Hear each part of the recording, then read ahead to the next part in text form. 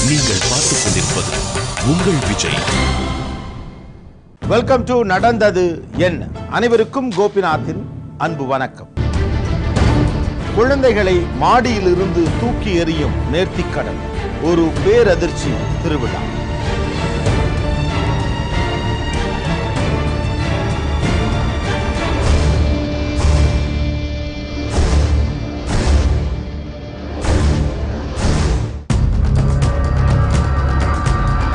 பரவிக்கொண்டிருக்கும் பன்றிக் காய்ச்சல்.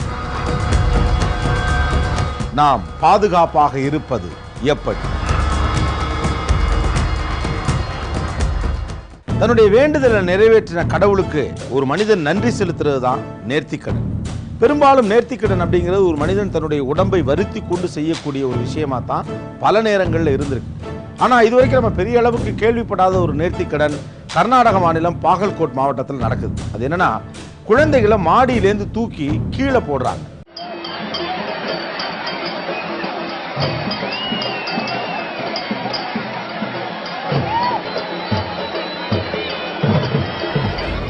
முப்பது அடி உயரத்துல இருந்து 2 அல்லது 3 வயசுக்கு உட்பட்ட குழந்தைகளை பந்து மாதிரி தூக்கி வீசுறாங்க. கீழே விடுற குழந்தைங்களை கூட்டத்தில் இருக்கிற சிலர் துணியை விரிச்சு சரியா கேட்ச் பிடிக்கிறாங்க.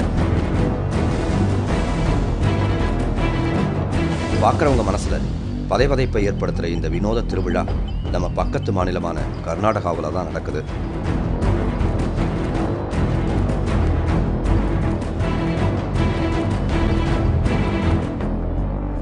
கர்நாடக மாநிலம் பாகல்கோட்டில் இருக்குது திகம்பரேஸ்வரர் கோவில். அங்க வருஷம் நடக்கிற திருவிழாவில் சோப யாத்ராங்கிற தேர்பவனி நடக்குது. இந்த தேர்பவனி அப்பதான் குழந்தைகளை தொப்புன்னு தூக்கி வீசுற இந்த நிகழ்ச்சி நடக்குது.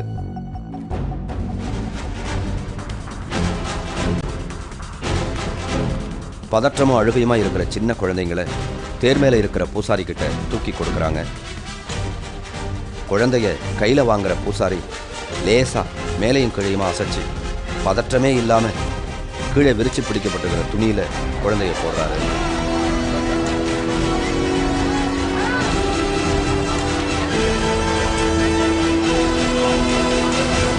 தகிக்கிற நெருப்புல வெறுங்காலால நடந்து போறது, உடம்புல பல பகுதிகளில் கம்பியால துளையிடுறதுன்னு வலி நிறைஞ்ச முரட்டு வேண்டுதல்கள் பல உள்ளன. இவை எல்லாமே பொதுவா வேண்டிக்கிட்ட நபரே தன்னை துன்புறுத்திக்கிறதா இருக்கும். மேலும் இப்படி வேண்டிக்கிறவங்க 20 வயசுக்கு மேற்பட்ட இளைஞர்களாகவோ அல்லது முதியவர்களாகவோ இருப்பாங்க. ஆனா பால்மனம் மாறாத குழந்தைகளை தூக்கி வீசுற வேண்டுதல்கள் மற்றது எல்லாத்தையும் விட ரொம்பவே அச்சுறுத்துறதா இருக்கு.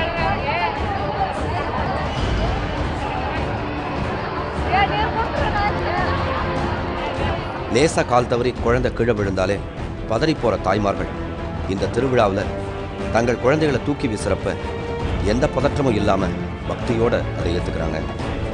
ಪ್ರತಿ ವರ್ಷನೇ ಜಾತ್ರೆಗೆ ಬರ್ತೀವಿ. ಇಲ್ಲಿ ಭಾಳ ಚಂದ ನಡೀತೈತಿ ಜಾತ್ರೆ ಎಲ್ಲ. ಏನು ದೇವ್ರು ಏನು ಕೇಳ್ಕೊಂಡ್ರು ಎಲ್ಲ ಈಡೇರ್ತೈತಿ. ಎಲ್ಲ ಜಾತಿ ಜನನೂ ಬರ್ತಾರೆ. ಇಲ್ಲಿ ஜாதி பேதா ಅನ್ನೋದು ಯಾವುದು. ஒவ்வொரு வருஷமும் நான் இந்த திருவிழாவுக்கு வரேன்.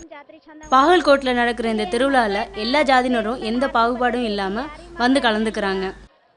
இங்கே சின்ன குழந்தைங்களை தேர் மேலே இருந்து கீழே தூக்கி போடுவாங்க. அப்படி போடுறப்ப இதுவரைக்கும் ஒரு தடவை கூட தவறி விழுந்ததில்லை. கர்நாடகாவில் உள்ள பல பகுதியிலிருந்து மக்கள் இங்கு வராங்க.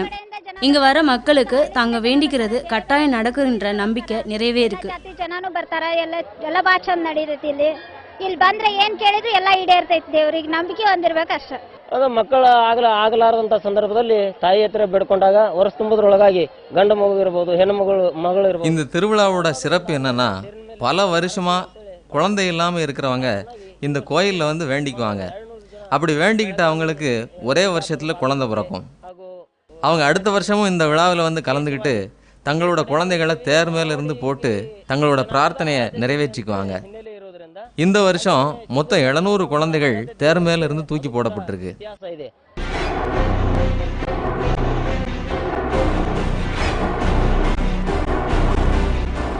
குழந்தைகளை உயரமான இடத்துல இருந்து தூக்கி போட்டு கேட்ச் பிடிக்கிற இந்த வினோதமான பழக்கம் இஸ்லாமியர்கள் மத்தியிலையும் இருக்கு. இப்படி தூக்கி போட்டு பிடிச்சா குழந்தை நீண்ட ஆயுளோட திடகாத்திரமா இருக்கும்னு அவர்களும் நம்புறாங்க.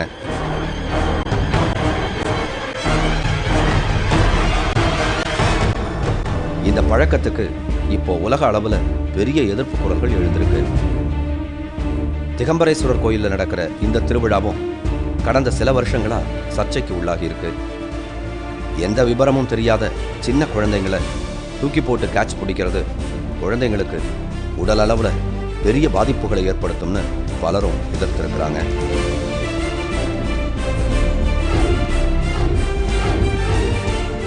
கடந்த 2011ஆம் வருஷம் இந்த நிகழ்ச்சியை நடத்துறதுக்கு தடை விதிச்சிருக்கு கர்நாடக அரசு.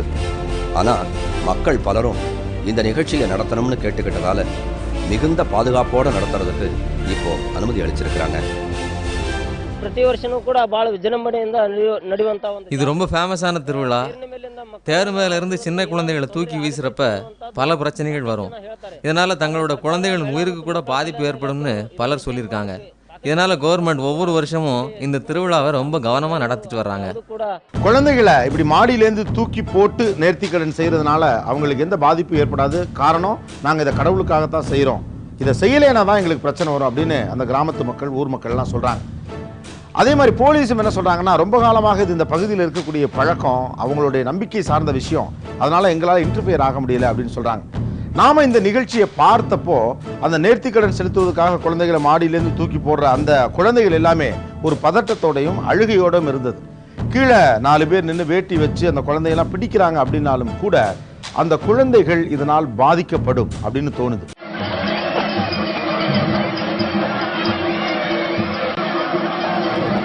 தேர் மேல இருந்து கீழே போடப்படுற குழந்தைங்க இதுவரைக்கும் தவறி விழுந்ததே இல்லை. குழந்தைங்களுக்கு உடல் அளவுல எந்த பாதிப்பும் ஏற்பட்டது இல்லைன்னு பலரும் சொல்லியிருந்தாங்க. ஆனா 30 அடி உயரத்திலிருந்து பச்சிளம் குழந்தைங்க விழுந்தா அந்த அதிர்ச்சி குழந்தைங்களை எந்த அளவுக்கு பாதிக்கும்னு நரம்பியல் நிபுணரான டாக்டர் சங்கரபாரதி கிட்ட கேட்டோம். அதனால என்ன முக்கியமான பாதிப்பு ஏற்படும்னா, மூளையில் 2-3 கவரிங்ஸ் இருக்கு. டூரா அண்ட் அரக்னாய்ட் ரெண்டும் முக்கியமானது. அதுதான் அந்த மூளையை வெளியில் அடிபடாமல் ரொம்ப பாதுகாக்குது. இது மேலே உயரத்துலேருந்து கீழே போடும்போது அந்த டூரா உள்ளே இருக்கிற இரத்த குழாய் கசிவு ஏற்பட்டு மூளை முழுவதும் பரவி குழந்தைக்கு ரொம்ப உயிர் ஆபத்தான நிலைமையை கொண்டு போய் விடும். இன்னொரு முக்கியமான நிகழ்வு என்னென்னா, ரொம்ப உயரத்துலேருந்து குழந்தைய தூக்கி போடும்போது கீழே பிடிக்கும் போது குழந்தை ஒரு 1 இயர் குழந்தை, அந்த 6 மாதம் 8 மாதம் குழந்தை இந்த முதுகோட தண்டுவடம், இந்த முதுகு எலும்பெல்லாம் அப்போ தான் டெவலப் ஆகிட்டுருக்கும். ஸோ அதெல்லாம் ட்விஸ்ட் ஆகிறதுக்கு வாய்ப்புகள் இருக்குது. அப்படி ட்விஸ்ட் ஆகும்போது குழந்தைக்கு நரம்பு ஃபுல்லாக கட் ஆகி கை கால்லாம் செயலிழந்து போகிறதுக்கும் வாய்ப்பு இருக்குது. சின்ன வயசுல லேசா ஏற்படுற பாதிப்புகள் பிற்காலத்தில் மனதளவில் கடுமையாக குழந்தைகளை பாதிக்கிற வாய்ப்புகளும் இருக்குன்னு சொன்னார் டாக்டர் சங்கரபாரதி. மேலே ரொம்ப உயரமான இடத்துலேருந்து குழந்தைய கீழே தூக்கி போடும்போது ஒரு அதிர்வு ஏற்படும், ஒரு அதிர்ச்சி ஏற்படும். அந்த அதிர்ச்சி குழந்தையோட மனசில் ஒரு டீப்பாக பதிஞ்சிரும். ஸோ பின்னாடி குழந்தைங்க ஏதாவது ஒரு சூழ்நிலையில் இந்த மாதிரி ஒரு பெரிய குழந்தை ஆன பிறகோ பெரியவனான பிறகோ ஏதாவது உயரத்தை பார்த்தாவோ சில பேருக்கு அந்த மனசில் டீப்பாக பதிஞ்சனால அந்த ஒரு பயம் வந்துடும் அவங்களுக்கு, ரொம்ப உயரத்தையோ இது பார்க்கும்போது. ஸோ இது மனசில் ஒரு நீண்ட வடு ஏற்படுத்தி விடும். கர்நாடக மாநிலம் பாகல்கோட்டில் நடக்கிற இந்த வினோதமான திருவிழாவை பற்றி இங்கே இருக்கிற சில பெண்கள் கிட்ட அவங்களோட அபிப்பிராயத்தை கேட்டோம். சம்பவத்தை கேள்விப்பட்ட எல்லாருமே அதிர்ந்து போனாங்க. குழந்தைங்களை தலைக்கு மேலே தூக்கி போட்டு பிடிக்கிறதுனா அந்த குழந்தைங்களுக்கு தான் எதனா எஃபெக்ட் ஆகும். இதை கேட்டதுமே எனக்கு ரொம்ப அதிர்ச்சியாக இருந்தது. நம்மளே வருத்திக்க சொல்லி எந்த கடவுளும் சொல்லலையே. குழந்தைய அடுத்தவங்களுக்கு கொடுக்கறது கூட யோசிச்சு தாங்க கொடுப்போம். ஏன்னா குழந்தைக்கு உரம் விழுந்துரும், ஏதாவது ஆயிட போதோன்ற பயத்தில் தான். ஆனால் இவங்க மேலேருந்து தூக்கி போடுறாங்கன்னா அது ரொம்ப கஷ்டமான விஷயமா இருக்குது. பகீரந்த கேட்கும் போதே விதவிதமான நேர்த்தி கடன்கள் நம்முடைய சமூகத்தில் உண்டு. தலையில் தேங்காவை அடித்து உடைக்கிறது, முதுகில் அலகு குத்திக்கிறது அல்லது வேல் குத்திக்கிறது, இப்படி நிறைய உண்டு. ஆனால் குழந்தைய மாடியிலேருந்து தூக்கி கீழே போடுறது அப்படிங்கிறது நிறைய ஆபத்துகளோடு தொடர்புடையதாகத்தான் இருக்குது. குழந்தைய பத்திரமா பிடிச்சிடறாங்க அப்படின்னாலும் கூட அது இந்த ட்ராவல் ஆகி வர்ற டயத்தில் அது மனதில் ஏற்படக்கூடிய பயமும் பதற்றமும் ரொம்ப நாள் வரைக்கும் மனதில் நீடிக்க வாய்ப்பு இருக்குது. லீகலாக ஒரு நம்பிக்கை சார்ந்த விஷயத்துக்குள்ளே தலையிட முடியாது அப்படின்னாலும் கூட அந்த மக்கள் மத்தியில் ஒரு புரிதலை ஏற்படுத்தணும் அப்படின்னு சமூக நல ஆர்வலர்கள் கோரிக்கை வைக்கிறாங்க. நீங்கள் பார்த்துக் கொண்டிருப்பது உங்கள் விஜய். வெல்கம் பேக் டு நடந்தது என்ன. ஒவ்வொரு சீசன்லையும் ஒரு குறிப்பிட்ட நோய் பெரிய அளவுக்கு பதற்றத்தை ஏற்படுத்தும். அது ஒரு பர்டிகுலர் ஏரியாவில் மட்டும் பதற்றத்தை ஏற்படுத்தலாம், இல்லை நேஷனல் லெவலில் ப்ரெஷரை கொண்டு வரலாம், இன்டர்நேஷனல் லெவலில் பிரச்சனையாக மாறலாம். அப்படி தமிழகத்தில் சமீபத்தில் பதற்றத்தை ஏற்படுத்தி இருக்கக்கூடிய பரவி கொண்டிருக்கக்கூடிய நோய் அப்படிங்கிறது பன்றிக் காய்ச்சல். வெயில் காலங்களில் தொத்து வியாதிங்க பொதுவாக பரவுறதே இல்லை.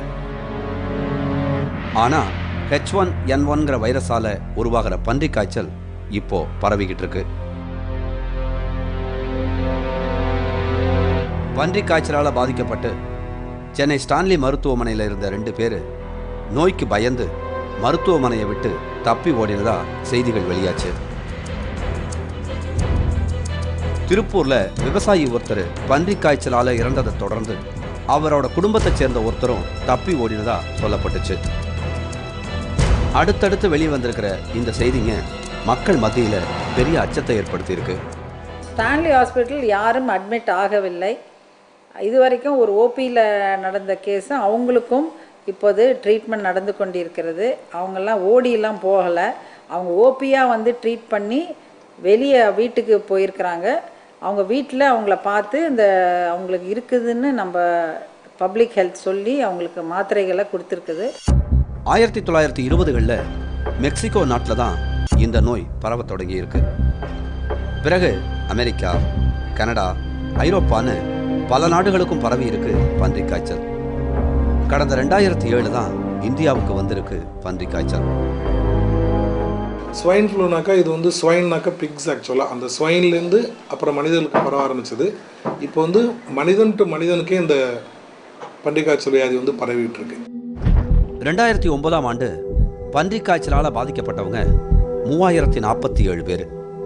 இதில் மரணம் அடைஞ்சவங்க 10 பேர். 2010ஆம் ஆண்டு பன்றிக் காய்ச்சலால் பாதிக்கப்பட்டவங்க 1405 பேர். மரணம் அடைஞ்சவங்க 24 பேர். 2011ஆம் ஆண்டு பன்றிக் காய்ச்சலால் பாதிக்கப்பட்டவங்க 34 பேர். இதில் மரணம் அடைஞ்சவங்க 4 பேர். இந்த வருஷம் சென்னையில் 14 பேரும் கோவையில் 11 பேரும் பன்றிக் காய்ச்சலால் பாதிக்கப்பட்டிருக்கிறதா செய்திகள் வெளியாகி இருக்கு. இப்போ பரவிக்கிட்டு இருக்கிற பன்றிக் காய்ச்சலை தடுக்கிறதுக்காகவும் பன்றிக் காய்ச்சல் மேலே மக்களுக்கு இருக்கிற அச்சத்தை போக்குறதுக்காகவும் அரசு பல முன்னெச்சரிக்கை நடவடிக்கைகளை எடுத்திருக்கிறதா சொல்றாரு தமிழ்நாடு சுகாதாரத்துறை இயக்குனரான டாக்டர் பொற்கை பாண்டியன்.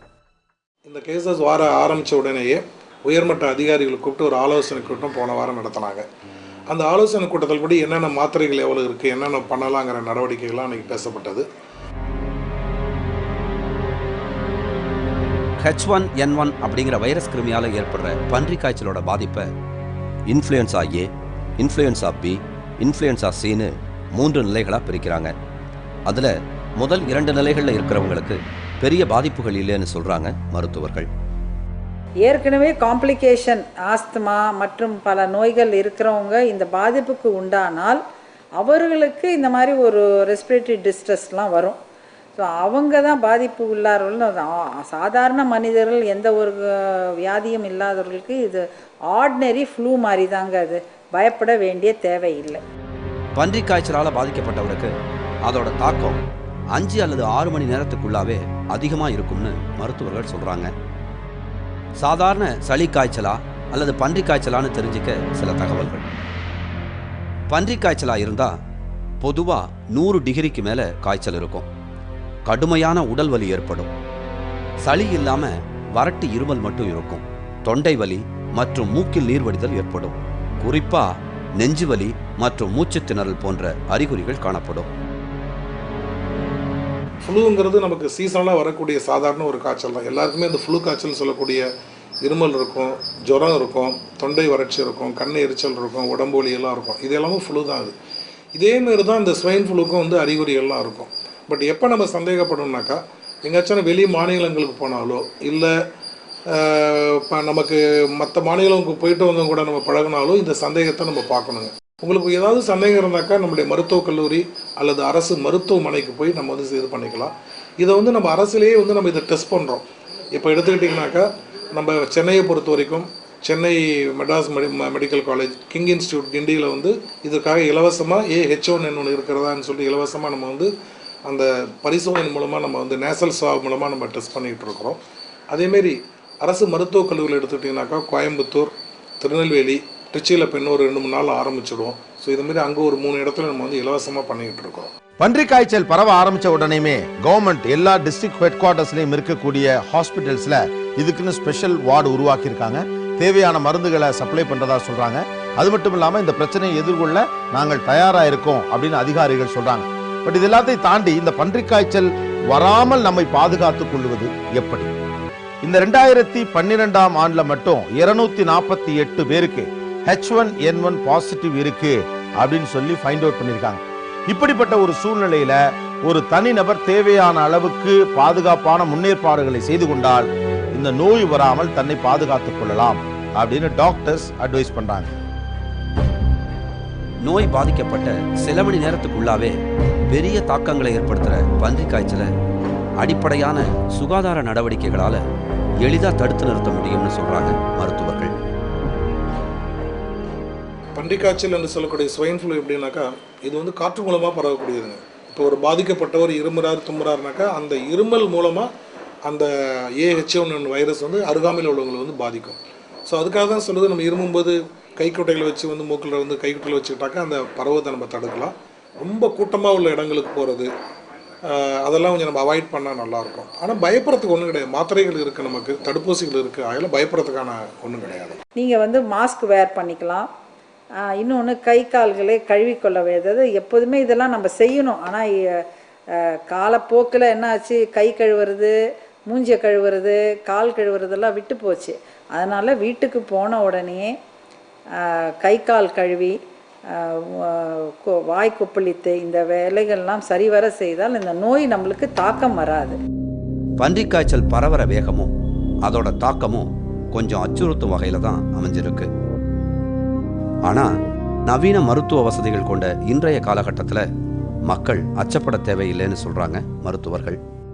நம்ம அருகாமையில் உள்ள மாநிலங்களில் வந்து கொஞ்சம் இறப்புகள் இருக்குது, புனே போன்ற இடத்துல. அதனால தான் மக்கள்கிட்ட வந்து ஒரு பயம் இருக்குது, என்னடா அது நம்ம தமிழ்நாட்டுக்கு வந்துட போகுது அப்படின்னு சொல்லிட்டுங்க.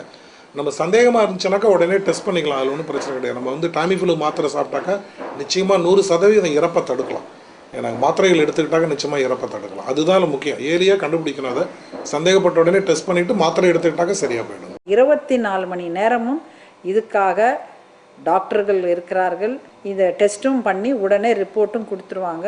இந்த காய்ச்சலை பற்றியோ இந்த ஃப்ளூ பற்றியோ யாரும் பீதி அடைய வேண்டாம், பயப்படவும் வேண்டாம். மீண்டும் சந்திப்போம். நன்றி, வணக்கம்.